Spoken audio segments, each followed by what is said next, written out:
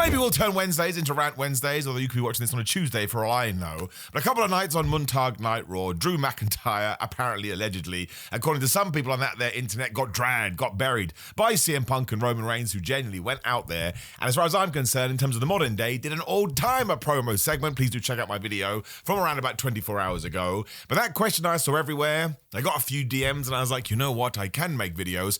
I want to talk about it, because I'll give you my hot take. I don't think it's a case at all. Now listen, did CM Punk and Roman Reigns do the following thing? Essentially make out that Drew McIntyre may be the lesser challenger. Yes, they did. By proxy, did they say that Smackdown was essentially the B show? Yes, they did. Although I would put that on WWE's head before I put it on Roman Reigns and CM Punk. I actually liked all of it. I thought it was incredibly well done. Now, there is a bit asterisk, because we need to get to Friday and see how Drew McIntyre responds to all of this. But Roman Reigns did say to CM Punk, you know, Drew's like 4 times bigger than you.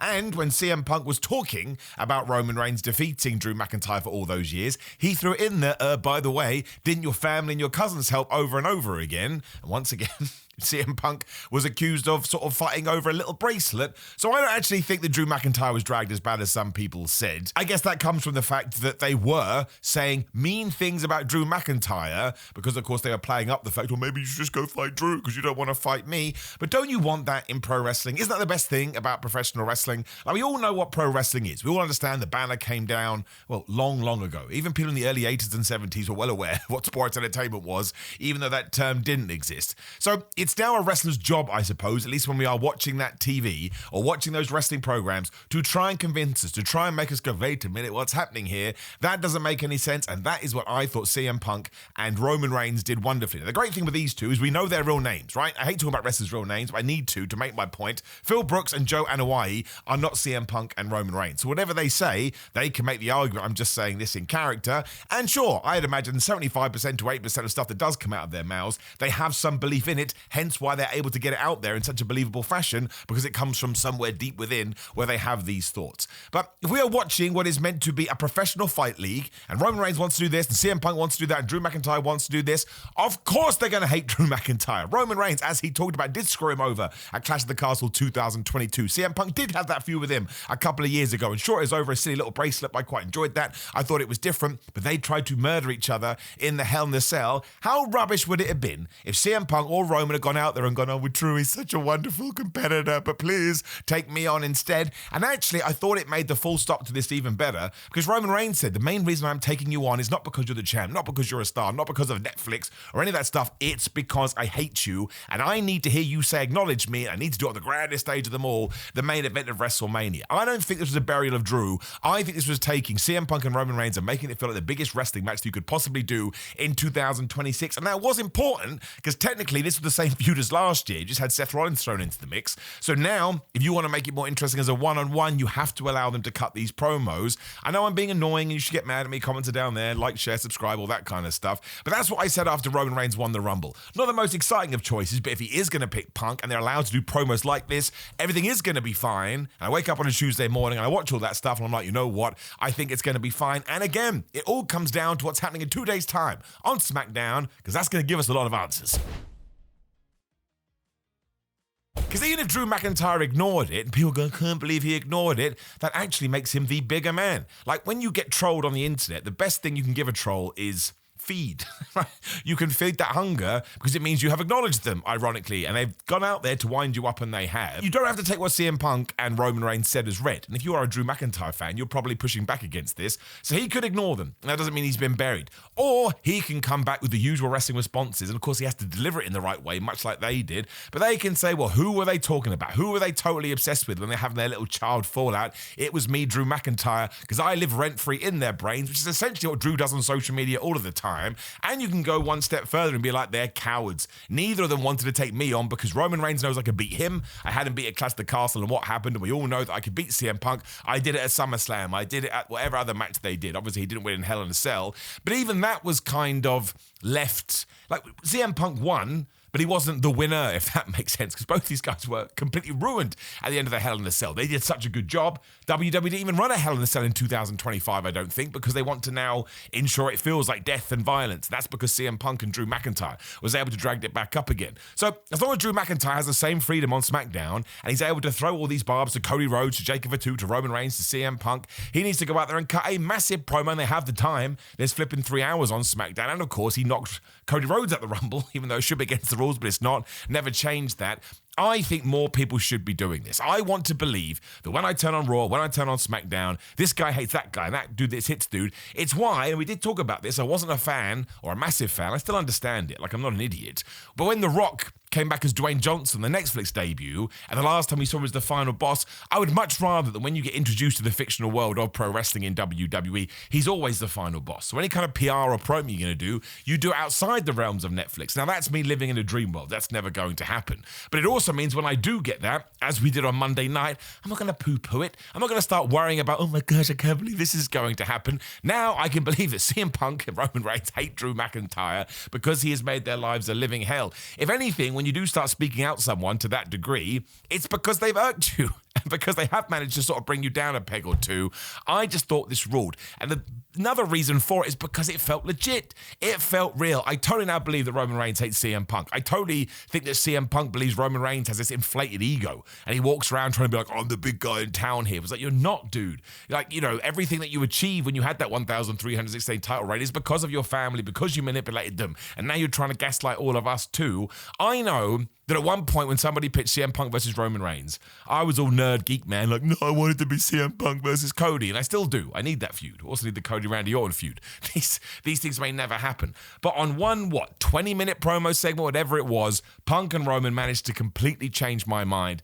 To the extent they probably have to be night 2. I don't actually know what Cody, Jacob, and Drew can actually do to justify that. Although I am certainly in the camp, and I've always been this way, you can go back a few years, they're both main events. You are still being tasked with closing WrestleMania, which I think is a massive deal. There's more of a safety net with night 1, because night 2 is the one that's going to leave the most impression in fans' brains. Like, if you completely shipped the bed on the Saturday, then we had the best match of all time on the Sunday, everything would be fine. You flip it, which is kind of what happened at WrestleMania 41, and as we can see, the reaction could be quite bad. But to now all of a sudden think that Cody, Jacob, and Drew, if we do go that 3-way, or even going back to Cody versus Drew, which I think is very hard, just because that singles match has been overdone, we've just seen what the template is and what you can get away with. So we need to tell Drew he can say whatever he wants and he can go take shots at Raw and those two guys. Cody Rhodes can do the same, and Jacob too is like a myth unto himself, so he should be allowed that leeway as well. But I think worrying about people being buried, especially before we've seen the reply, is the fastest direction or fastest route, fastest path to eradicating this from pro wrestling. And I think we can all agree it's one of the best segments that WWE has done in a while. Arguably peaked too early. This should have been the promo that happened before WrestleMania, but imagine the leeway we can give them. Now, of course, Finn Balor and CM Punk is going to be an interim program. I imagine Roman Reigns comes and goes. But they are going to have another face-off, and they are going to have another promo off, because that's just the way these things work. And they will know, deep down in their tootsie toes, they're going to have to raise up to another bar. And if we're looking at it like a spar almost, you could argue that Roman Reigns was allowed to throw more punches than this one, although CM Punk got some great shots in. So next time, I think CM Punk should go a little bit deeper still. And some people think this is cliche. I massively disagree. Not cliche, a bit obvious, but obvious is good.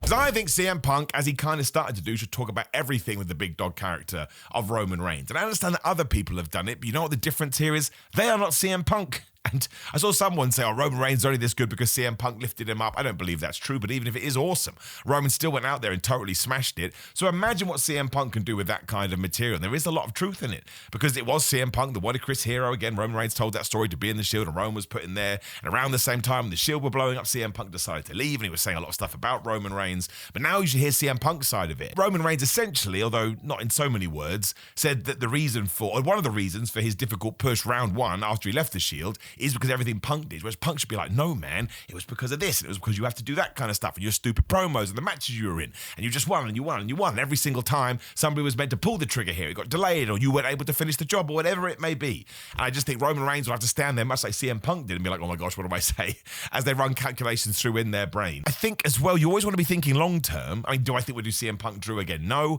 but it could happen. Again, I didn't think we could do CM Punk Roman Reigns for WrestleMania 42. Roman could go back with Drew. You do not know. So you want to to make sure that you take all of these things and you store them up, and then as and when you can unleash them, awesome. And let's not pretend that Drew McIntyre isn't going to be able to hang with these guys. When he was in that CM Punk feud, when he's in that feud with CM Punk, he was able to throw shots with the best of them. I think that year as well, he got the Simon Miller Awards. We only did one of, because I thought it just gets too tribalistic and it's ridiculous.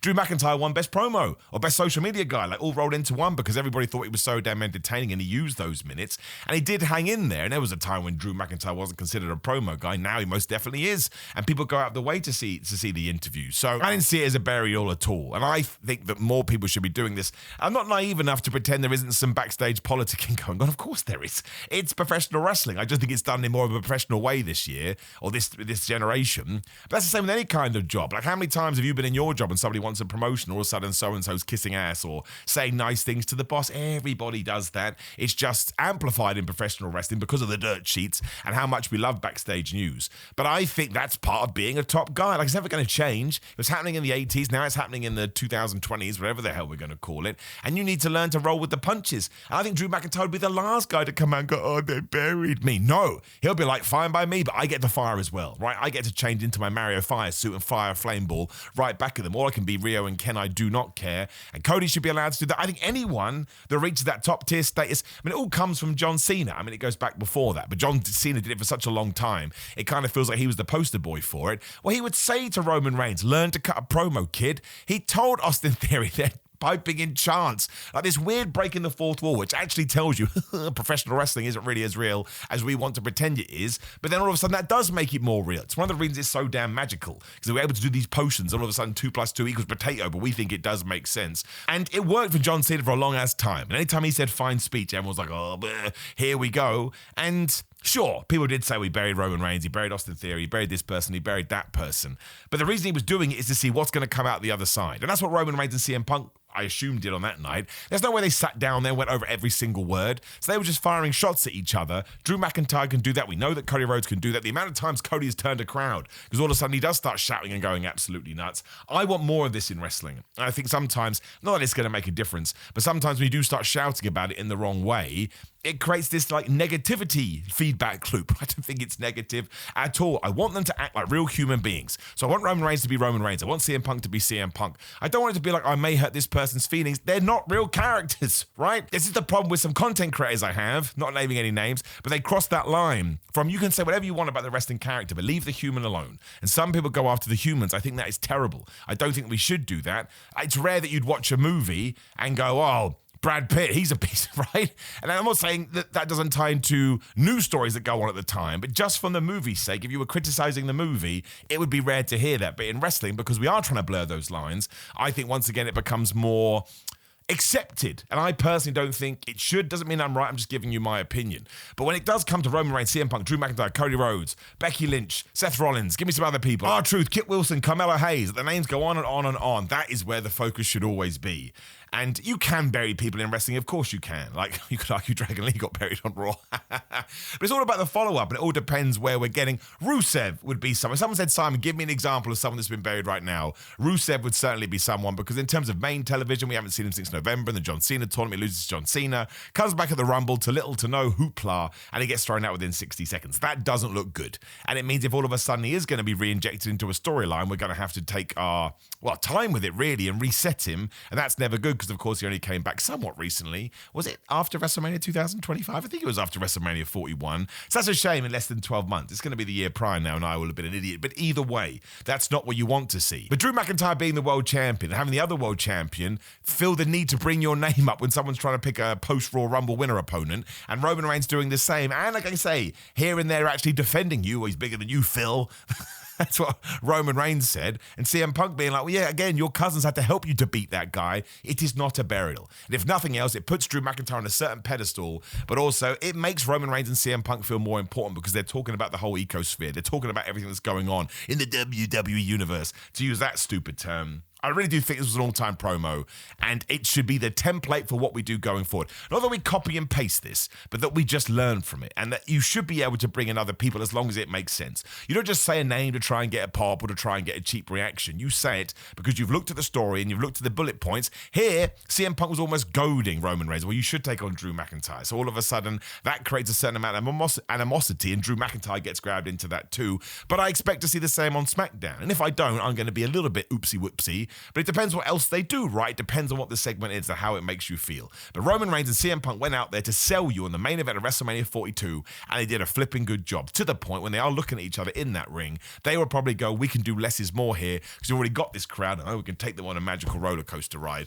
But genius, awesome, brilliant. If other people are not able to, I guess, swim with the sharks, that's nothing new to pro wrestling. We have seen it again. Just to go back to what we already talked about, 2017, 16, 18, whatever it was, when Roman Reigns forgot his promo lines, the big dog version, and John Cena tore him up. But what did Roman Reigns do? He went back to the well. It took him a couple of years. He reinvents himself as a tribal chief, and ever since then, he has never looked back. CM Punk has been able to, you can see it happening in real time for the last 15 years, whatever it is. He's been able to sort of have a real life insult thrown at him and just sort of been able to figure out a way to throw it back. Cody does it all the time, and Drew has done it as well. Drew literally did it with CM Punk. So no burial for me. I think it's all about how the other person does respond. And I don't think, does anyone really care if Raw is the A show and SmackDown is the B show? That was the other thing. I can't believe they buried SmackDown. SmackDown is not a real person. People are still going to watch SmackDown for the stars. And once again, this goes into my MJF rant that I had recently too. Just because Roman Reigns and CM Punk says it doesn't make it true. They're not the leader of all things pro wrestling. It was the Brody King, MJF, Tony Khan thing.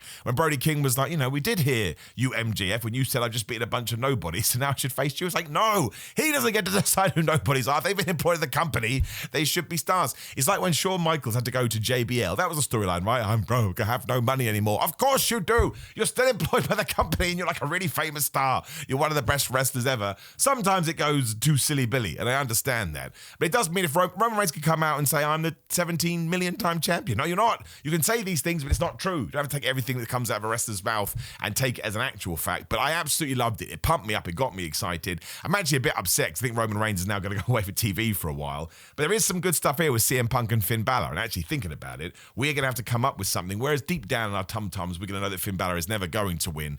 But we need a certain something to believe it. Wouldn't surprise me if Finn Balor comes out on Raw and also sort of yells at Roman Reigns a little bit too, because Roman Reigns did mug Finn Balor off too. There you go.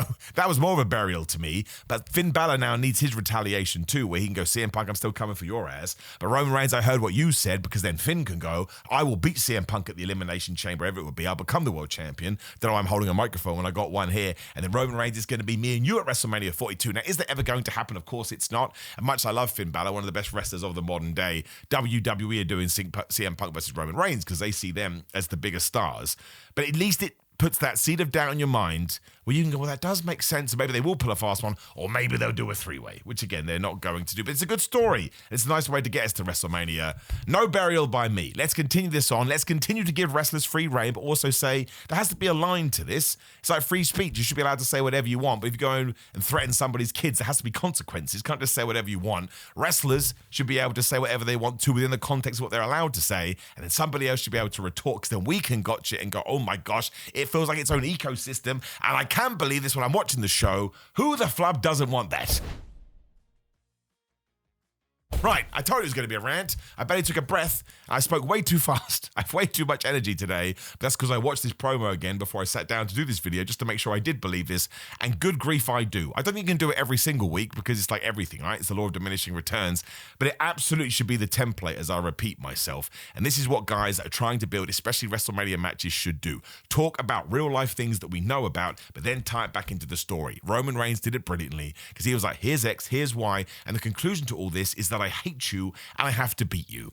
Anybody can understand that. Your mum, your nan, your dog, your brother, your Auntie Joe. They can all be like, oh, I understand that. They may not want to watch it, but they do get it. I think sometimes wrestling overthinks itself. Not here. It's awesome that Drew McIntyre got involved, because it means he's part of this sphere too. And Drew, man, I'm hoping you get to fire back. And nobody agrees with me on this, because you told me on social media, which is fine. I appreciate you caring. That's what matters. So please do like the video, share the video, and subscribe. Click the notification bell, and put me a comment down there. Let me know what you think. Maybe you're the biggest Drew McIntyre fan. Maybe you are Drew McIntyre. You're most definitely not. And you're livid about this, and you are allowed to educate me, because you obviously know more than I do. Click the video on the screen to hear my big review of Monday Night Raw, where I sort of did a miniature version of this, and now I've expanded it.